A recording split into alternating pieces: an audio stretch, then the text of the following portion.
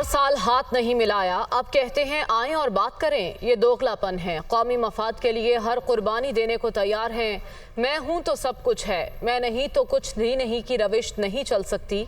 चोर और डाकू के सर्टिफिकेट बांटने वाले कौम पर रहम करें। वज़ीर आज़म का इस्लामाबाद में खिताब।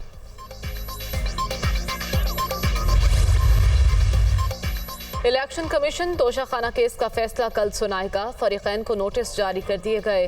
फैसले के इजरा के लिए दोपहर 2 बजे का वक्त मुकर्रर। और army chief general Qamar Javed Bajwa से यूएई और बेल्जियम के सफीरों की अलग अलग मुलाकात। बाहमी दिलचस्पी के उमूर और इलाकाई सिक्योरिटी सूरत हाल पर तबादला ख्याल।